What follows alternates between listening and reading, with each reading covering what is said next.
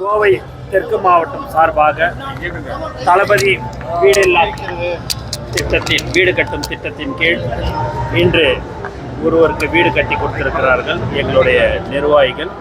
அதை திறந்து வைத்து இதுமாரி இப்போ பார்வையிட போகிறேன். நேற்று நீங்கள் பார்த்தீங்கன்னா 2 இடத்துல வந்து பொள்ளாச்சியில் கழிவுறை கட்டி கொடுத்திருந்தார்கள். இதுமாரி பல்வேறு தளபதி அவர்களின் அறிவுறுத்தலின்படி பல்வேறு உதவிகளை மக்களுக்கு எங்களால் முடிந்த உதவிகளை நாங்கள் செய்து கொண்டிருக்கிறோம் என்பது இந்த நேரத்தில் அதை உங்களுக்கு நாங்கள் தெளிவாக தளபதி அவர்கள் அறிக்கையிலேயே அந்த இதிலேயே கட்சி ஆரம்பிக்கும் போதே சொல்லிட்டாரு.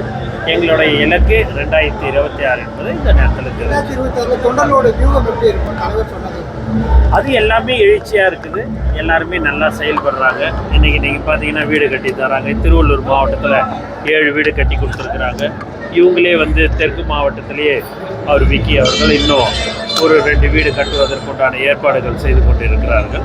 இதெல்லாம் செய்து இந்த மாதிரி பண்ணியிருக்காங்க. மத்திய மாநில அரசுகளில் பல்வேறு பிரச்சனை இருக்குது. நீட் பிரச்சனை இருக்குது. அதே போல் கோவையை பொறுத்த வரைக்கும் ஜிஎஸ்டி ப்ராப்ளம்ஸ் நிறையா இருக்குது. டெக்ஸ்டைல் செக்டர் நிறைய ப்ராப்ளம் இருக்குது. உங்களுடைய நிலைப்பாடு எல்லாமே நாங்கள் கலந்து ஆலோசித்து எங்கள் தலைவரிடம் கலந்து ஆலோசித்து அதற்குண்டான இதை நாங்கள் தெளிவாக தலைவரோட சுற்றுப்பயணம் அது